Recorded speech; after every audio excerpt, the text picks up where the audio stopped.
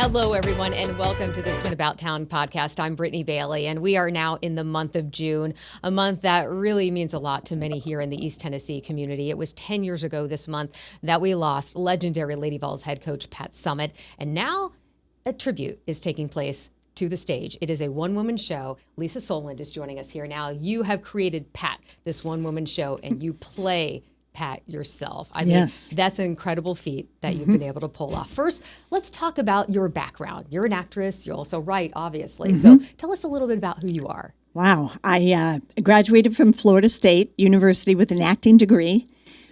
Spent a year as an apprentice at the Burt Reynolds Theater working with Burt Reynolds. Charles Nelson Riley was my primary teacher in acting, and then I moved to Los Angeles on his advice and lived in LA for most of my adult life before coming here to Knoxville. And here you are in Knoxville, and of course, you know, one of our legends here is Pat Summitt. I imagine you have been inspired by her over the years. Absolutely. Absolutely. I think as a playwright, you're aware of where the greatness is. You know, you always have an eye out for, especially, I became interested in one-person shows because my mentors all wrote one-person shows. Charles Nelson Riley, I saw his one-man show 3 times in L.A. Burt Reynolds had a one-man show that I understand lasted over 4 hours. So wow, that would have really been tiring. Yeah. And then William Luce, who was my playwriting mentor, he wrote Broadway shows about, The Belle of Amherst was a famous one about Emily Dickinson. And he did many one-person shows. And so these people were mentoring me. And my first one was Sergeant York on Alvin York. And then it was while I was touring with that show that I got the idea to write about Pat Summitt. And when was that? How long ago did you start working on this then? The idea, I started in 2019. I wrote about 7 pages back then, which is a lot. That's 20 minutes in a one-person show because there's nobody else on stage with you. It's just you talking. And it went over really well. So I started in 2019, and then there was a break because oftentimes when you're working on a project, sometimes you get discouraged, and there was some discouragement along the way. But then you've got Pat Summitt's voice in your head that it encourages you to keep going and keep fighting.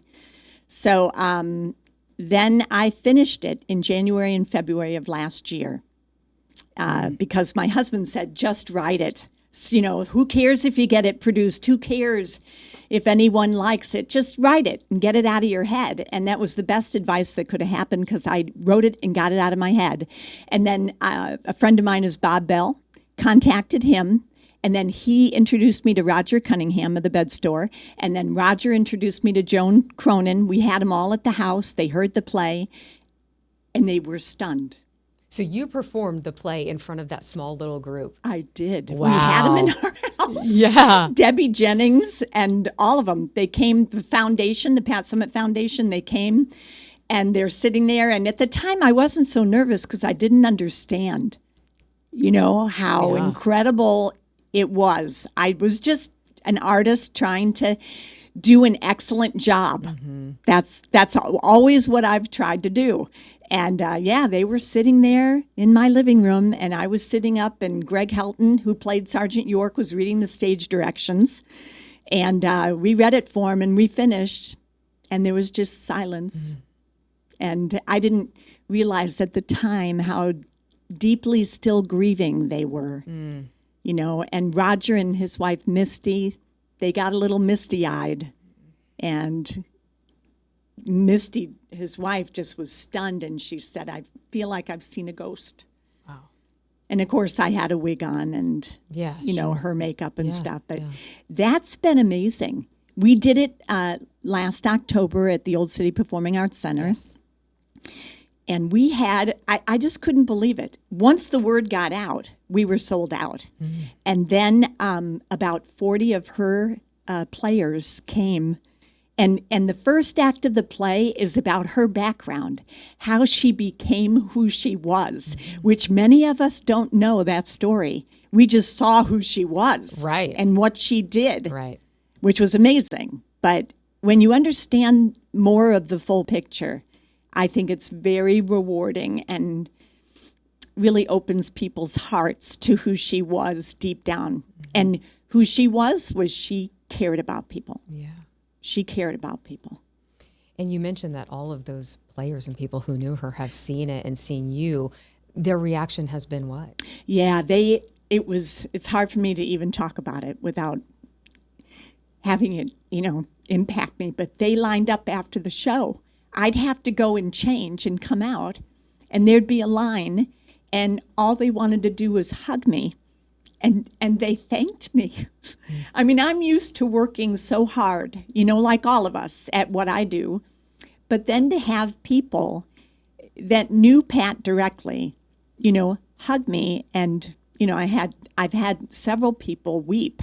And I would just hold them because I realized maybe that's why I was called to write it, because people still needed to be reminded of who she was and also grieve the loss. It was significant. I think when people love and admire and respect someone so much, they just want to hold on to any piece. And you were probably giving them a little glimpse into her once again that they maybe hadn't seen or felt in a very long time. And I imagine that brought a lot of emotion to the surface. Yeah, Holly Warlick came. I mean, to have these people, Joan Cronin came 4 times. Wow. She's an incredible person. Yes. It's one thing to hear about her. It's another thing to have her working on your side. She's a force in her own right, for sure. Yes, she's a force of nature. Well, think about what type of a person coaches Pat Summitt. Right. And there you have Joan. Yeah. But they came, and oftentimes they sat in the front row, and there I was, nervous as all get out, up there on the stage with them only a couple of feet from me. But Holly was wonderful, wonderful. She hung out afterwards, and she told my husband that I had nailed it. And then to hear it from the people that knew her is really something. Well, let's talk a little bit about the show. How long is it now? And again, this is all you up on that stage. And you mentioned the first part sort of talks about how Pat became Pat, and then what happens after that. So let's talk about. Well, what I did as a playwright, I've been writing plays for 35 years, moved here from Los Angeles, and after graduating from Florida State, I moved to LA. So that was basically my journey. And the second act, I have framed it. That's really the craft. One of the aspects of being a playwright is how you frame a play. So I frame it in the doctor's office when she gets her diagnosis.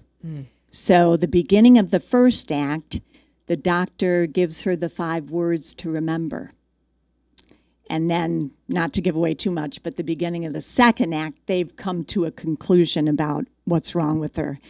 And they give her the news, and she just, this is how I'm going to beat it. I'm going to outwork it. Yeah. That's it. That's all there is to it. And that's what she decides. And then I get up and I start moving. I mean, that's, so she tells her life story in the framework of the diagnosis. So at the time of the play, I imagine her being about 60, 61. Yeah. And so how did you study to play Pat? I mean, we are all inspired from her, but playing her, embodying her, being able to convince people in a way that you are her. Did you watch tape of her? Did you listen to her? Or did you not do that? All of the above. I did everything I could possibly think of to do. I've talked now, of course, with a lot of people that knew her directly. But the best way to play somebody else is to get to know them on the inside. So you're not watching yourself from the outside. And to go into playing her, all I have to do is think about her life on Henrietta, and back there. And she used to work out in the fields with her brothers. I did the same work as a man, but everywhere else, women have to come in second. She did a lot for women. Oh, 100%. I mean, I think that's why so many women respect her so much. And, you really shine the light on that in this play, it sounds like, for sure. But you kind of are hitting the heart of it, too, is that I think we all sort of know the persona that goes around Pat. But as you keep pointing out, it's what's inside. Yes. I mean, she had a heart as big as you could imagine. But some people didn't recognize that you could actually see that shining through the exterior. No, this is great. Okay. This is something to take away. Okay. As an actress, you try to find the similarities between you and the character that you play. You find the bridges. You don't try to suddenly put somebody else on. You try to find the commonality between you and the character. So what I did was as I was researching her and writing the role, I discovered that her favorite quote of all time was Zig Ziglar. And this is what he said, and it's my favorite quote too. Really? And this is the one thing I hold on to that says everything you need to know about Pat Summitt. You can get everything in life you want if you just help enough other people get what they want. And that was Pat. Her focus, she was outwardly focused. And what an honor it is to play somebody who is not self-focused. And she was. 100% of the 161 players that played for her graduated. 100% graduation rate. That was her focus. In her mind, that's what meant the most to her. The championships, they got harder and harder for her to win every year. But what she always reflected on was, and the excellence that those women graduating went out into the world. Michelle Marciniak, I had a talk with her. She's the CEO over at the Women's Basketball Hall of Fame, and she called me in to meet with me. I think she just wanted to look at me and figure out what it was. But we sat there together, and she told me that it was Pat that sent her out into the world. And after she started her, she has a sheet company that she's developed. She makes luxury sheets for beds and stuff. And she was the CEO of her own company. And she gives a lot of that credit to Pat Summitt for instilling in her that she could do it. I hate to say this, but, it's difficult, I think, for some of us to override our internal objections about how great we can be. That is really difficult. People, mention her intensity. She had to be that intense. She had to do what she did to get it into people's heads that they were capable of doing what God put them on the earth to do. They could do it, but they had to work harder, and they had to stay focused, and they had to believe that it was possible. And she did whatever she had to do to get people to override their own internal objections. And I love playing that person.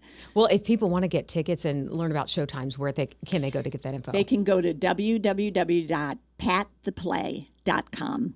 That's part of my website, lisasolon.com, and there's plenty of little things you can click on. It takes you right to where you can buy the tickets, and it'd be a good idea for them to get them as soon as possible. Yeah, they sold out last time, right? So we sold out. We kept adding seats, but there comes a time when you cannot add any more seats. All right, well, good to know. We need to get on it. Lisa, thank you so much. Lisa/Pat, we appreciate you coming, and certainly break a leg, as they say. Thank you so much. All right, well, now we want to get to a free event for people who like to sink a line in the water.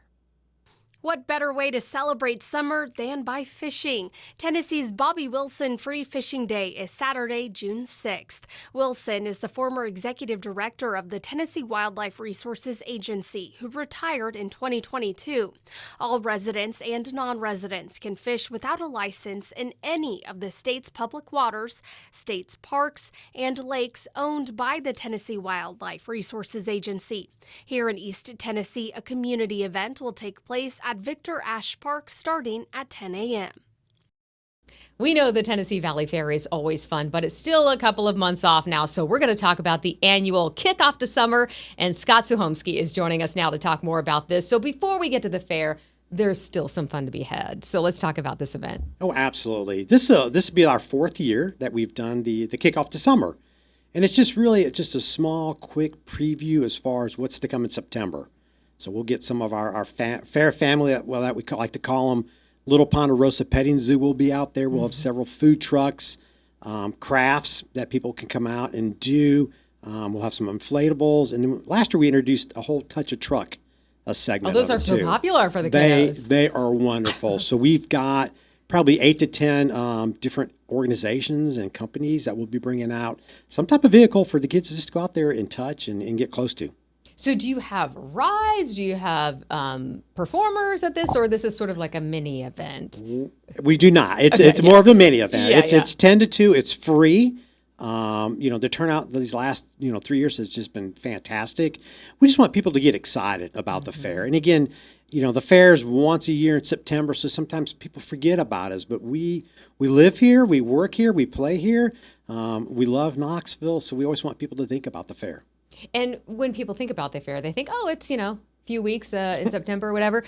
They just pop up and the rest of the year not doing anything. In fact, you're working all year round to do this, right? Absolutely. Like you just said, a lot of times people just think we open up a box and everything just pops out and voila, you've got a fair. But it's amazing. I am so fortunate to have just a great staff and wonderful volunteers that come out and put it, the fair together. And it takes us probably 12 to 18 months, all the way from starting to book all the different shows and the acts at Homer Hamilton, just to get everything lined up.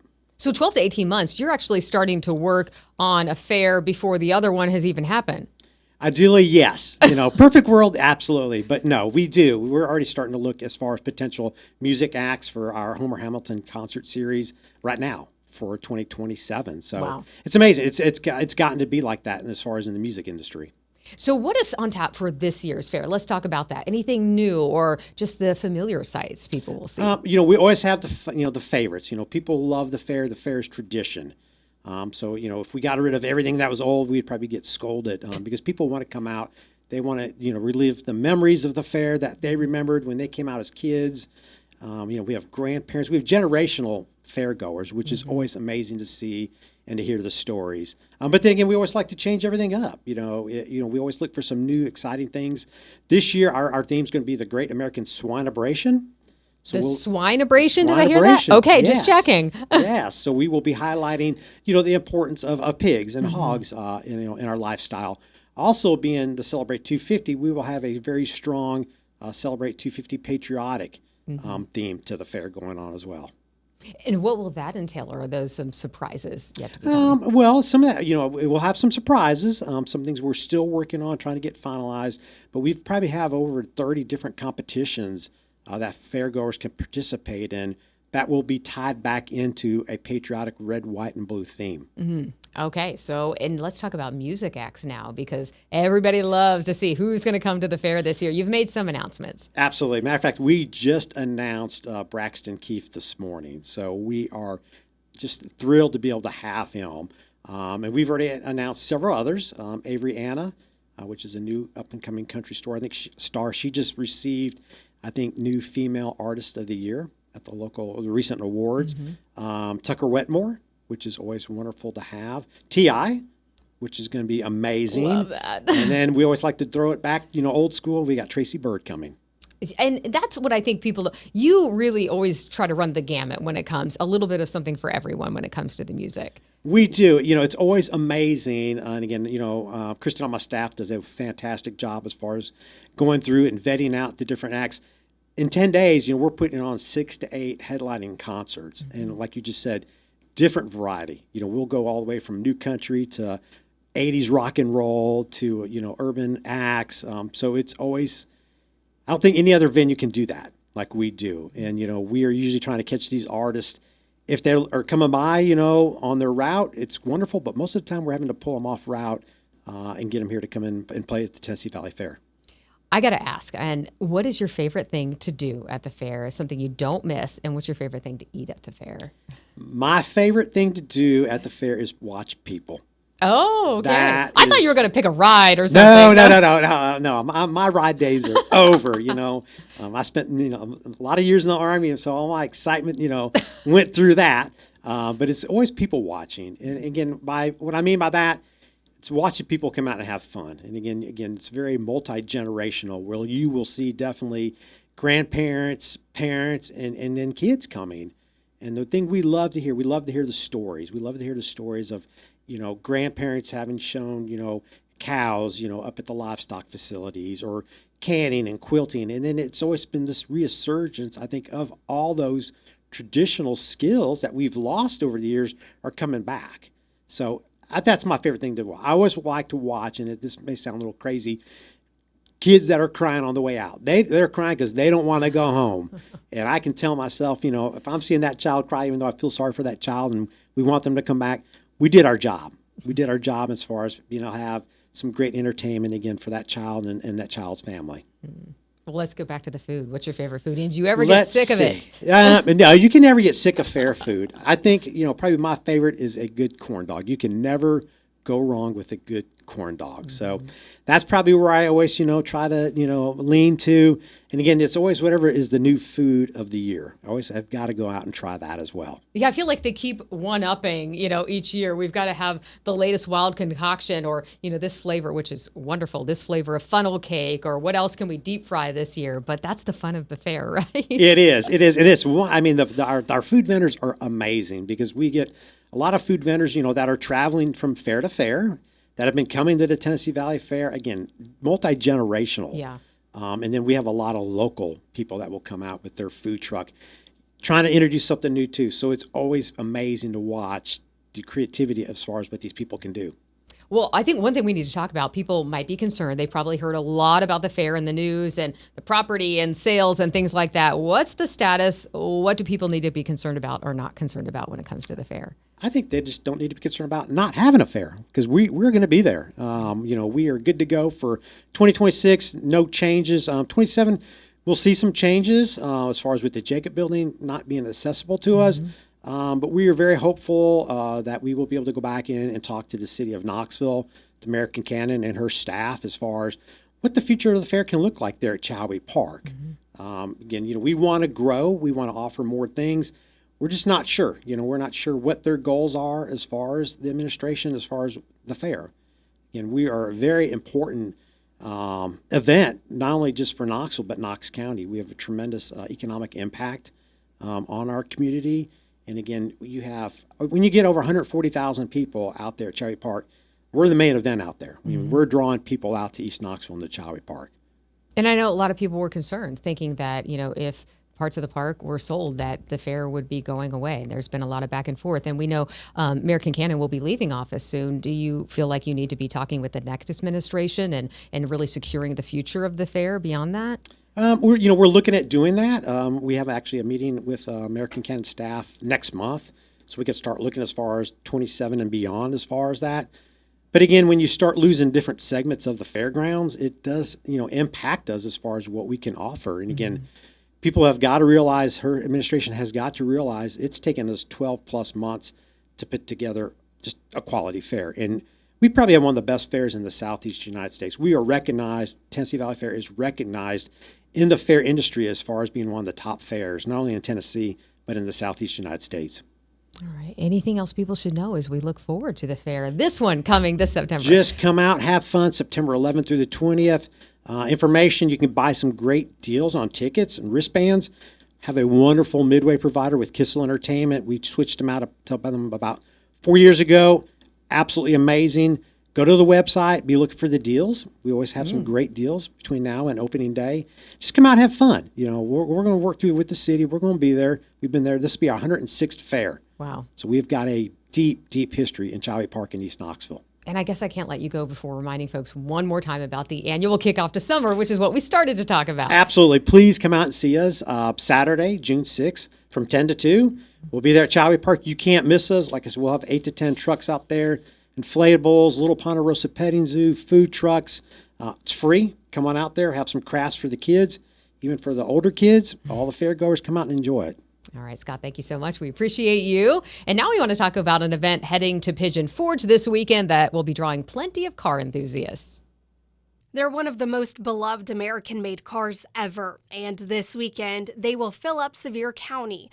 The annual Pontiacs in Pigeon Forge kicks off Thursday and runs all weekend. Among the events, a car show and swap, a cruise in a Quaker steak and love, and a cruise to Newfound Gap on Friday. There's a website with all the details on it, pontiacsinpigeonforge.com. Now we're going to talk about a fun weekend event coming up in Oak Ridge. And here to talk more about that is Matt Mullins with the American Museum of Science and Energy, and also Michelle Campanis. And you are with Flatwater Tales today. And that's what we're going to be talking about. Exactly. So what is that? The Flatwater Tales is a storytelling festival. Tales is in tall tales, folk tales, in all kinds of storytelling, which is we were talking about, it's an unusual art form. Yeah. Not really unusual historically, but it's an art form that Flatwater Tales was founded to promote this art form, continuing it, expose our community to it in an easy way, a really affordable way. And once you come to a storytelling festival, you come back over and over. It is one of my favorite things about storytelling is it builds community. You come in as this diverse group of people, different backgrounds, but you're absorbed into the moment, and you become a community right within the room. So it's just a very fun and very encouraging experience. And before we move on and talk to Matt a little bit, tell us about how this all came about, this idea of doing it here. And the thing I love about living in Oak Ridge is when people get an idea, they do it in the biggest and best way possible. And our founding members of the Flatwater Tales, we had gone up to the National Storytelling Festival in Jonesboro, Tennessee, where the International Storytelling Festival is. And a lot of the community may have heard of that, even if they haven't gone. And we went up to visit that, and they were like, Michelle, you have to go. You grew up there. You have to go to the Storytelling Festival. And I really wanted to. And as I said, then we were absorbed, and we came back thinking, let's do this in Oak Ridge. More people need to hear about this. We've got great facilities, a beautiful community, and they decided, well, if we're going to do it, we're going to bring in some of the very best storytellers in the country, which we have, just amazing group of storytellers. So they founded the Flatwater Tales along with the Rotary Clubs of Oak Ridge. It's a combined effort. Some grants have enabled us to do this in a really affordable way. So this will be, Matt, our 8th? I think this is the 8th year. Flatwater Yes. Tales. Yep. Of course, we had to go virtual during COVID, but continued that. So that's how it got started. Some very ambitious and dedicated members of our board that are also Rotary Club members. And so, Matt, let's talk about this. This is going to be the 8th year now. Yeah. So for people who, again, maybe have not gone to a storytelling festival, what really can they expect? It's really fantastic. Most people have sat in a large room listening to a single person talk, whether that's in a meeting, a corporate environment, or even Sunday morning going to church. The difference is that you're really, really going to enjoy this time. You're really, really going to love it. And that is really kind of the key. But it's an experience. We're not conditioned anymore to listen to people tell stories. And so to go into an environment where everybody has kind of the same want and desire to hear something unique, there's energy in that space.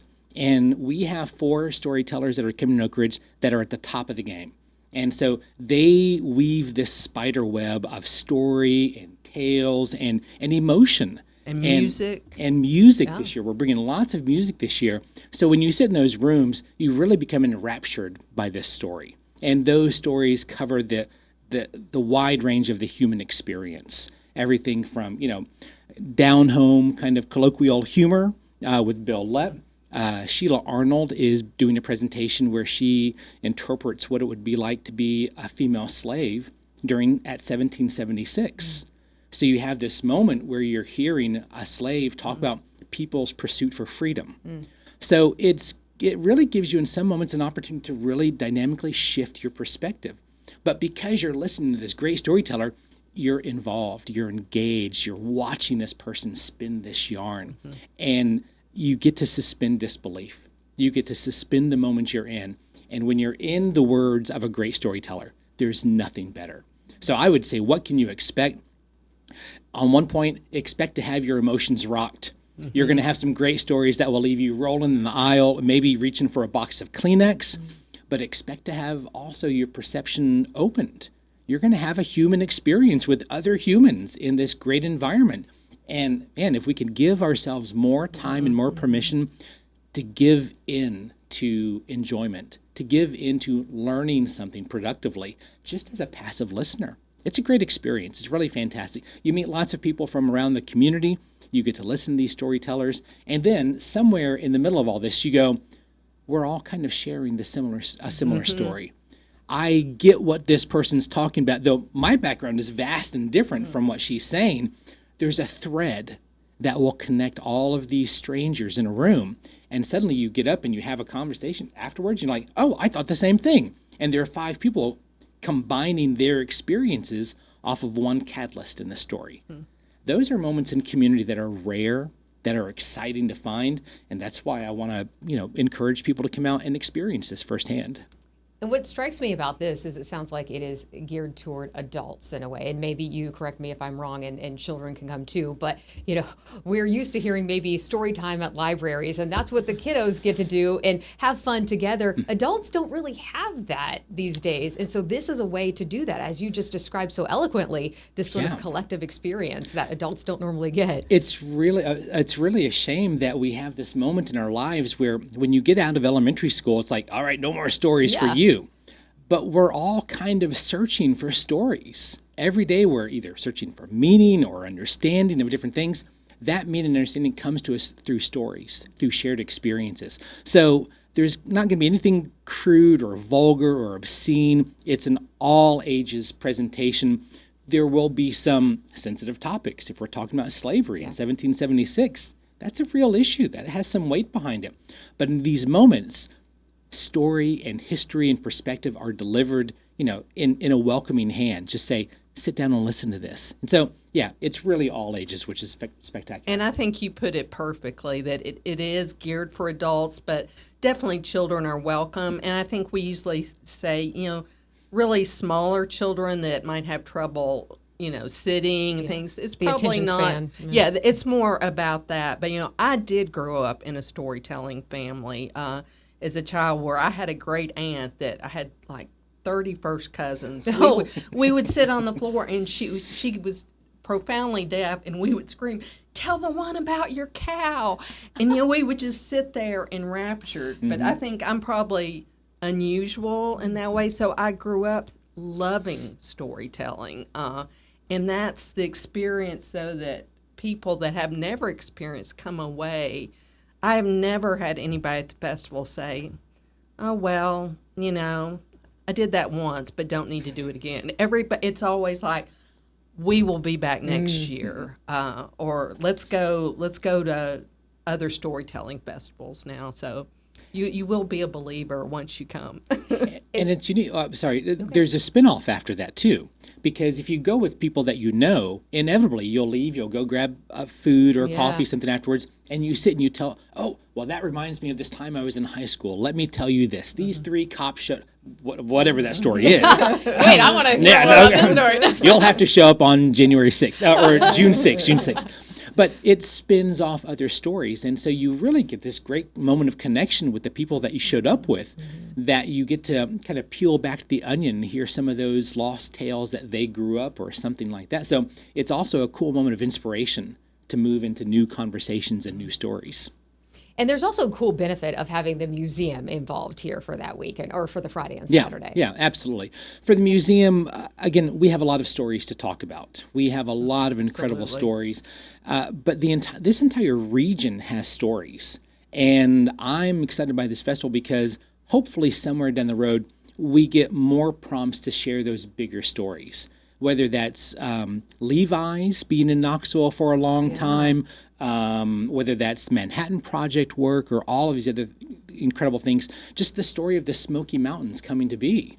That if you drive up to Gatlinburg now, to think that at one point that entire place was nearly clear cut, and look at the robust forest that we have in this area. There are stories back there that people say, wait, the forest in Gatlinburg was nearly clear cut? That's a story that people don't hear about. So for us in Oak Ridge, we like to tell the stories of big science, but all of those big science stories are built on the shoulders of actual human people who came into this community as strangers. And in fact, one of the most common phrases that you would hear when you got into early Oak Ridge is, oh, hey, where are you from? What a prompt for a story that is. So we're still asking, where are you from? What brings you here? And in this moment, we get to share that collectively, which is great fun. And one of the things with the storytelling festival, can share more about this, is we do have a history tour because there is so much history in Oak Ridge. And Oak Ridge, Ray Smith, who is a renowned story saver, storyteller, historian, will be leading that. So there's all these little options within the storytelling festival itself. And the format is a little new this year. We're also at a new location.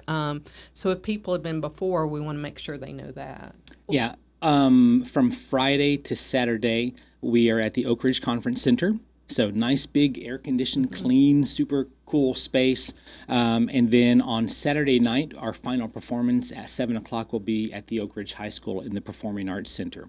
But everything is this year centrally localized in the Conference Center of Oak Ridge. Lots of parking. There's a park nearby. There's food. The museums are within walking distance of that area. So from Friday to Saturday, 3 o'clock, everything's in one building. Then we go to the Oak Ridge High School and put on a big show there. And that's where we're also joined by the Oak Ridge Chorus. So we'll have all 4 of our storytellers and some music by Josh Goforth, one of the tellers, and the Oak Ridge Chorus. So it's really an exciting weekend. Beyond that, we're also doing a local storytellers spot. So Bill Lepp, one of our tellers, is going to come in, and we have, I think, 15 local storytellers that get a 5-minute window to tell their best tale. And that will then be judged by the room and one of our tellers. But these are not professional folks. One of Ray Smith, for instance, his comment, if anybody out there knows Ray, is, I only have 5 minutes. Yay, Ray can spin a yarn like nobody's business.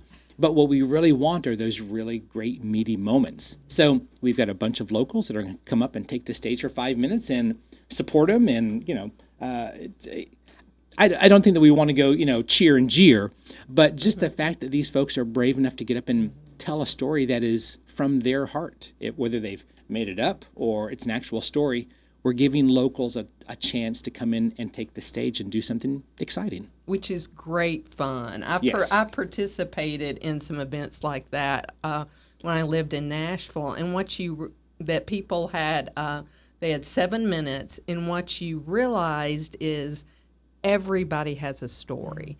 And it was such an encouraging event, even though some of the stories were really not very good, but that person had the courage to get up and share it, and everybody in the room was for them. They were wanting, they weren't like, oh, really? They were like, we're for you. And I think in our times that this is such a unique and good thing, that where people come and we're for you. You have a story, and that everybody's story is really important and beautiful, even if it's not the most entertaining story. But with our storytellers, they will be the most entertaining stories you've ever heard. Yeah. Well, if people want to come, what can they do to get tickets, and how much are they? Flatwatertales.com is the website. Lots of tickets available. My recommendation is to buy a weekend pass. That gets you into all 7 performances, that gets you on Ray Smith's history tour, and gets you into the museums in the area for free as well. And that begins Friday. I think the first one is 11 o'clock, and then we go all the way through Saturday at 7 p.m. But flatwatertales.com. If you are interested in buying single performance tickets, you can buy those as well, relative to what your calendar will fit. But again, I would totally encourage you, weekend pass. Definitely the right choice.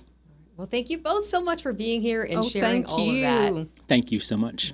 Just in time for summer, the Knoxville Medieval Festival is coming today. This is the first time they'll host the festival, which is set for June 5th at 5821 Babelais Road in the Ritta community. Among the events going on, entertainment, craft and food vendors, and a Robin Hood versus Maid Marian archery competition. The event runs from 10 a.m. to 6 p.m., and there's free admission.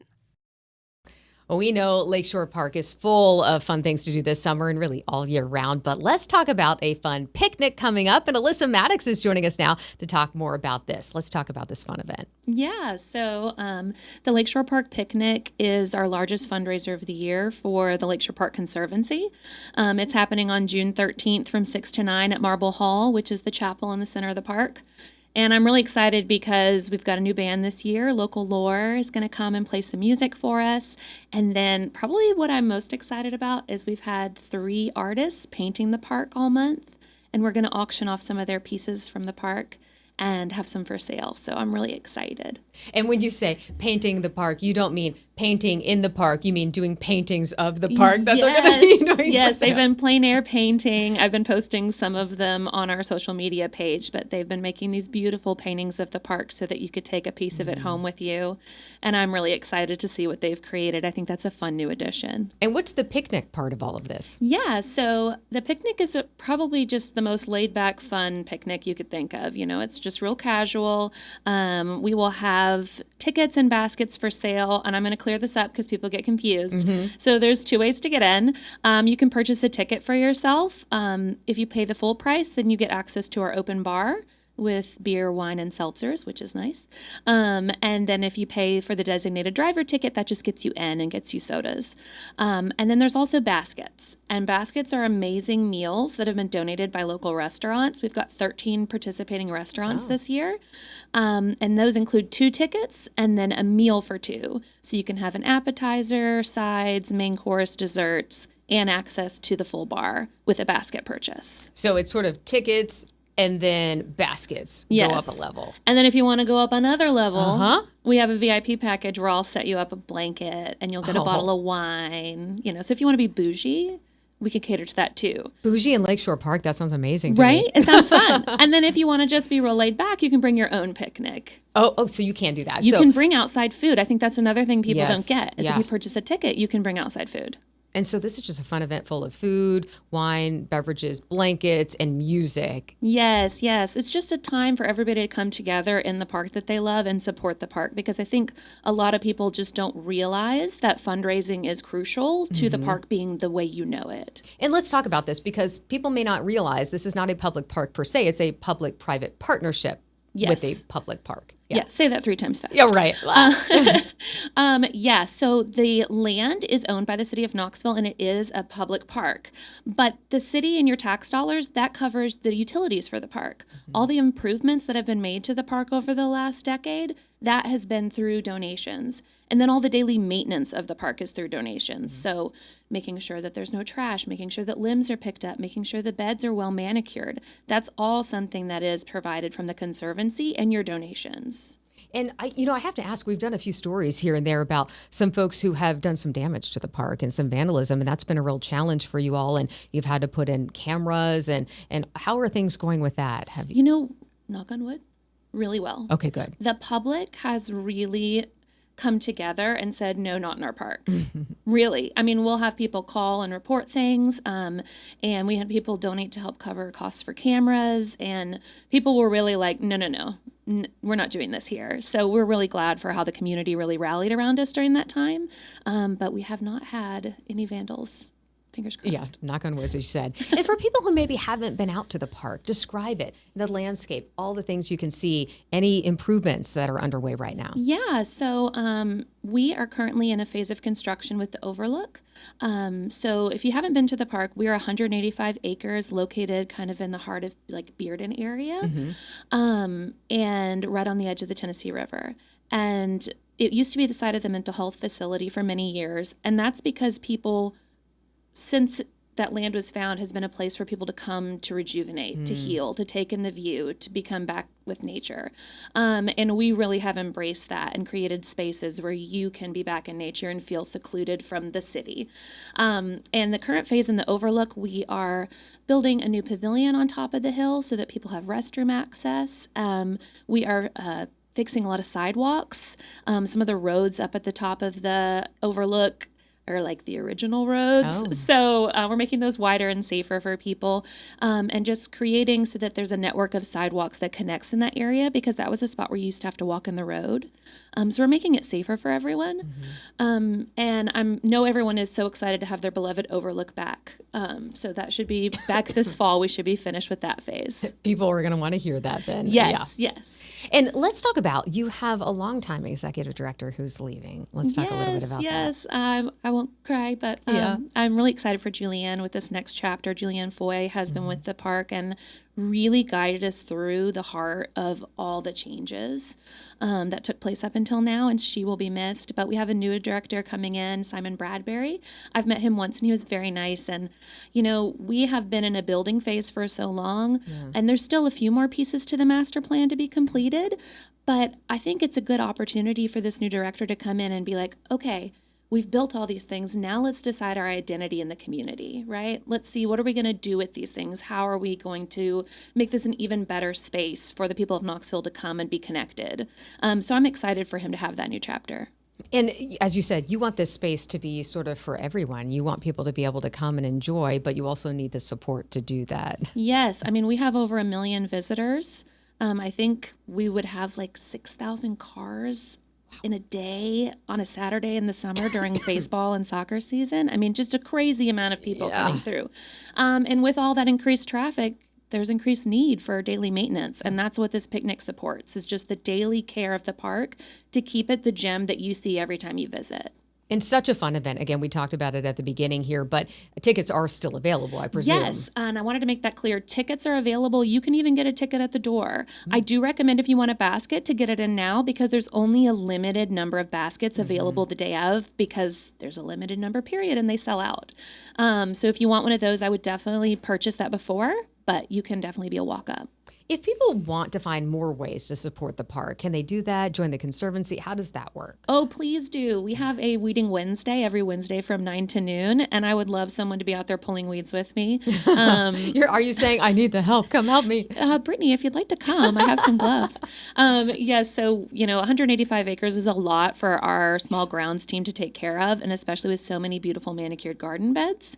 So I would love some help. If anyone wants to do that, you can sign up on Volunteer East Tennessee. Like I said, we do it every Wednesday. But you can also, if you have like a corporate volunteer day, contact me. My email's on the website, and I can set up a day for you and your coworkers to come out. All right. And if people just want to find more information in general, I imagine you have a website people can go to and see. Yes. So if you're a social media girly, you can follow us on at Lakeshore Park. And then if you want to get more information on the picnic or how you can help or just the history of the park, you can visit lakeshoreparkknoxville.org.